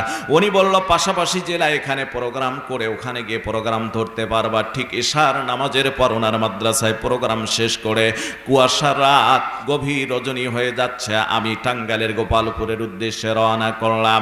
অনেক সময় লেগে গেল, রাস্তাঘাট ভাঙ্গা, ভিতরে রাস্তাগুলি কিছুটা ভাঙ্গা। আমার ভাইরা 11:15 বেজে যাচ্ছে, বহুবার ফোন এসেছে। এরপর সর্বশেষ 11:15টায় ফোন এসে আমাকে বললেন আয়োজকরা, হুজুর লোকজন চলে যাচ্ছে, আপনি কাকে নিয়ে ওয়াজ করবেন এবার? আমি বললাম আমি আপনাদের সুতি পলাশতলা বাজারে আসছি। আর কত দূর? কয় হুজুর আর মাত্র সামনে কিছু দূর আসলে আপনি মাহফিল পাবেন রাস্তার সঙ্গে। আমি ড্রাইভারকে বললাম জোরে গাড়ি চালা, গাড়ি জোরে চালালো। ওখানে রাস্তায় নেমে সরাসরি মঞ্চে গেলাম। পৌর মেয়র ছিল প্রধান অতিথি, পুরা নামটা মনে নাই, শুধু ডাক নাম মনে আছে, শান্টু ভাই। তাকে তুলে দিলেন বক্তব্য দেওয়ার জন্য প্রধান অতিথির। বাম দিকে আমি বসা, ডান দিকে আল্লাহর বান্দা মাইক নিয়ে বক্তব্য দিচ্ছেন স্পিকারে। এমন সময় তাকে দেখি একটা মাদ্রাসার ছোট্ট ছেলে, বয়স হতে পারে 9 কিংবা 11 বছর, স্টেজের ডান দিকে একবার, বাম দিকে একবার, 2-3 বার হাঁটা চলাফেরা করতেছে। ধমক দিলাম, বেটা মাদ্রাসার ছেলে, বেয়াদবি করো, তুমি বসো। সাধারণ ছেলেরা কি করতে পারে? ছেলেটা বসলো। কিছুক্ষণ পর দেখি 2 চোখের পানি বয়ে বয়ে তার সাদা পাঞ্জাবি ভিজে যাচ্ছে। বড় কষ্ট লেগে গেল, কেনই বা ওরে একটু ধমক দিলাম। হাত বাড়িয়ে আমার দিকে ডাকতেছি কাছাকাছির জন্য। এবার কমিটির লোক মনে করছে বুঝি ছেলেটারে ধমক দিব, পিছন থেকে আমারে ডাক দিয়ে বলছে, হুজুর ছেলেটারে আর ধমক দিবেন না, আমাদের মাদ্রাসার 7 জন আজকে কোরআনের হাফেজ পাগড়ি পাবে, তার মধ্যে ওই ছেলেটাই সবচেয়ে কম বয়সের। ছেলেটার জীবনে বড় একটা বিপদ ঘটে গিয়েছে, ঘূর্ণিঝড় বয়ে গেল হুজুর। ছেলেটার মা আজ 3 দিন আগে দুনিয়া থেকে চিরদিনের জন্য বিদায় হয়ে চলে গিয়েছে। মাকে হারাইয়া নাওয়া নাই, খাওয়া নাই, ঘুম নাই। ওই ছেলেটারে আর কোনো ধমক দিবেন না। আমার ভাইরা কমিটির লোককে বললাম ওরে স্টেজে উঠান। স্টেজে উঠানো হলো, মাথাটা ধরে বুকের সঙ্গে ঠেকায় দিয়ে বললাম, বাজান আমারে মাফ করে দাও, মানুষ তো অন্তর্যামী না, কিন্তু কেন সামন দিয়ে 2-3 বার হাঁটছো, আমার দিকে তাকাইছো, একটু জানতে চাই। ছেলেটা চোখের পানি ছেড়ে দিয়ে কান্দে আর বলে, হুজুর বিগত 1টা বছর থেকে আমার মা আমাকে বলতো, বেটা এইবার কোরআনের হাফেজ হবা, মহিলা প্যান্ডেলে গিয়ে সবার আগে গিয়ে বসে থাকবো, যখন তোমার নামটা ঘোষণা করে তোমার মাথায় পাগড়ি পরানো হবে, দুনিয়ার জমিনে যত মানুষ থাকবে রে বেটা, আমি তোমার মা থাকবো সবচেয়ে বড় খুশি। জোরে বলুন সুবহানাল্লাহ। কান্দের বলে, হুজুর আজ আমার বন্ধুরা এসেছে, তার মা এসেছে, দেখা করেছে, কিন্তু আমার তো মা আজ আর আসলো না। আজকে মায়ের আসার কথা ছিল, ওই মায়ের জন্য দোয়া চাওয়ার জন্যই সামনে এসেছি। আমি বললাম, বাজান মা নাই, হাজার হাজার মানুষ আমরা দোয়া করব তোমার জন্য, কেঁদো না। তোমার বাবা হয়তো এসেছে, সে তোমার পাগড়ি নেওয়া দেখলে সে দোয়া করবে, তুমি খুশি হয়ে যেও। বাবার কথা বলার পর চোখের পানি ছেড়ে দিয়ে হাউমাউ করে কান্দের বলে, হুজুর আমার মতো অসহায় এই দুনিয়ায় কেউ নাই। 2 বছর আগে আমার বাবাও দুনিয়া থেকে চলে গিয়েছে। মার বাবা হারা সন্তানটা বুক যেন ভেঙে যাচ্ছে, এত কান্না করতেছে। ওরে সান্ত্বনা দিয়ে কোনো ক্রমে চুপ করাতে পারতেছি না। আমারে বলল, হুজুর মাদ্রাসা রুমে থেকে একটু আসবো। খুব সংক্ষেপ করলাম কথাগুলি। মাদ্রাসা রুমে থেকে আসলো। আসার পরেই ছেলেটার হাতের মধ্যে দেখি 2 টাকা, 5 টাকা, 10 টাকা, 20 টাকার নোট দিয়ে 2টা সুতা দিয়ে বান্ডিল করে নিয়ে সেরকম টেবিলের উপর রেখে দিয়ে বলছে, হুজুর আমার মা বড় গরিব মানুষ, অন্যের বাড়িতে কাজ করে স্বপ্ন দেখেছে আমি হাফেজ হওয়ার পর আলেম হব। কষ্ট করে করে আমার পকেট খরচের টাকা পাঠিয়ে দিয়েছে হুজুর। আমি ওই টাকাগুলির থেকে বাঁচিয়ে বাঁচিয়ে কষ্ট করে চলে আমি আজকে 1000 টাকা সংগ্রহ করেছি, এই জন্য যে আমি হাফেজ হওয়ার সময় কিছু টাকা লাগবে, বন্ধুরা কোনো যৌথভাবে কোনো কাজ করতে পারে, হুজুরকে যেমন পাগড়ি টুপি মাদ্রাসায় ঘড়িগুলির পিছনে ব্যয় করা লাগতে পারে, কোথায় পাবে আমার মা এত টাকা? এই 1000 টাকা হুজুর আমার মা মাথার ঘাম পায়ে ফেলে আমার জন্য পাঠিয়ে দিয়েছে। ওই টাকার থেকে আমি বাঁচায় বাঁচায় আমি এই টাকাটা সংগ্রহ করেছি। হুজুর মদিনাওয়ালা হাদিস আমি শুনেছি আপনাদের মতো আলেমের জবান থেকে, সন্তান যদি দুনিয়ার থেকে চলে যায় আর ওই সন্তানের জন্য যদি বাবা মা কোনো দান খয়রাত করে, ইজা মাতাল ইনসান, মানুষ যখন মরে যায়, ইন পাতা আনহু আমালুহু, ভালো মন্দ আমলের খাতা বন্ধ হয়ে যায়, রেজিস্টার বন্ধ হয়ে যায়, ইল্লা মিন সালাসাতিন, 3টা আমল মানুষের মৃত্যুর পর কর্ম বন্ধ হয় না। জোরে বলুন সুবহানাল্লাহ। তার ভিতরে ইল্লা মিন সাদাকাতিন জারিয়া, দুনিয়ায় সদকায়ে জারিয়া যে কর্মগুলি বান্দা করে যায়, কবরে বসে বসে সব পাবে কিয়ামত পর্যন্ত। আল্লাহর নবী বলেন আও ইলমিন ইয়ানতাফাউ বিহি, ইলম শিক্ষা দিয়ে যাওয়া, আলেম বানানো, হাফেজ বানানো, ধর্মীয় কিতাব লিখে যাওয়া, ইলম শিক্ষার কাজে অর্থ ব্যয় করা। আল্লাহর নবী বলেন কবরে বসে বসে সব পাবে। 3 নাম্বার নবীজি বলেন ওয়ালাদিন সালিহিন ইয়াদউলা, নেককার সন্তান যদি কেউ রেখে যায়, আর এই নেককার সন্তান যত ভালো কাজ দুনিয়ায় বাবা মায়ের নামে করবে, আমার আল্লাহ রব্বুল আলামিন বাবা মায়ের কারণে, এই নেককার সন্তানের কারণে বাবা মায়ের কবরে সব পৌঁছায় দিয়ে কবরকে জান্নাতের বাগান বানায় দিবেন। জোরে বলুন সুবহানাল্লাহ।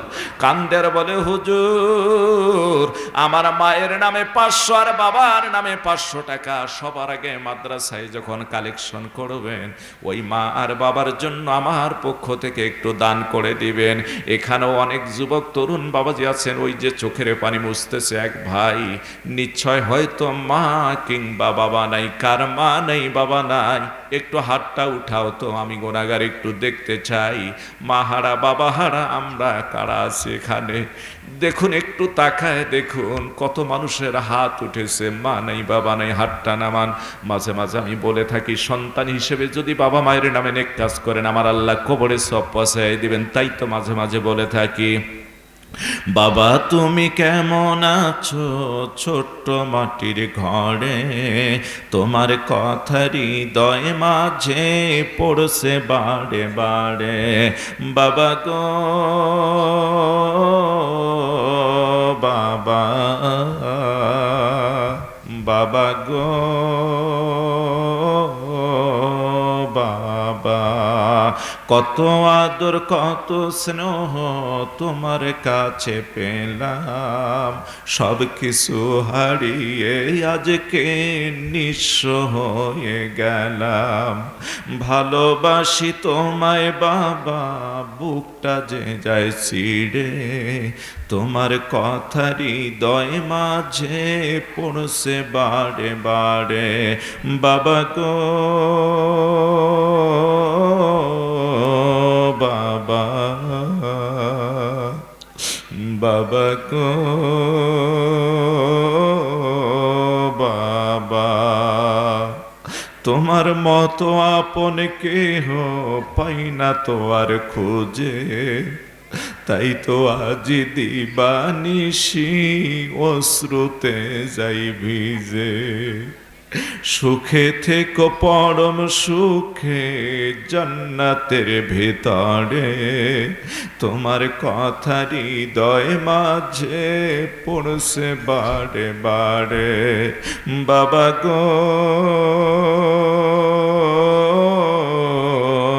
বাবা, বাবা গো বাবা। এই মার বাবা যাতে কবরে সুখী হয়। আমি চারজন মানুষ দেখতে চাই, আবু বকর, উমর, ওসমান, আলীর সাথে যেন আল্লাহ জান্নাতি করেন। চারের একটা বরকত আছে, আসমানি কেতাব চারটা শ্রেষ্ঠ, তাওরাত, জবুর, ইনজিল, কোরআন, ফেরেশতাদের মধ্যে চারজন শ্রেষ্ঠ, খলিফাদের মধ্যে চারজন শ্রেষ্ঠ, ইমামের মাঝে চারজন শ্রেষ্ঠ। এ মুসলমান ভাইরা আমার, সর্বপ্রথম যে ভাইটা ওয়াদা দিয়ে বলবেন হুজুর আমি একমত আপনার সঙ্গে, আল্লাহ রাব্বুল আলামিন যেন সিদ্দিক আকবরের সঙ্গে তাকে জান্নাতি করে ফেলেন। একজন মানুষ আমি দেখতে চাই, এত হাজার মানুষের ভিতরে থেকে একজন মানুষ দেখতে চাই মাদ্রাসার উন্নয়ন প্রকল্পে 50,000 টাকা দান করবেন। সর্বপ্রথম যে ভাইটা কথা বলবেন, আমার আল্লাহ রাব্বুল আলামিন তাকে ডবল সব দিবেন। একটা হলো দান করার সব, আর একটা হলো প্রথম হওয়া সব, ভালো কাজের সূচনা তৈরি করার সব। একটা মানুষ, কোন ব্যবসায়িক, কোন বাবাজি, কোন চাকরিজীবী, কোন ব্যক্তি, কোন সৈনিক, কোন বণিক, কোন ব্যক্তি কি বলতে পারবেন একজন যে হুজুর আমি 50,000 টাকা অত্র মাদ্রাসায় দান করব? একজন মানুষ আমি দেখতে চাই, আমি প্রাণ ভরে তার জন্য দোয়া করব। আল্লাহ তুমি একটা মানুষ তৈরি করে দাও। এখানে অনেক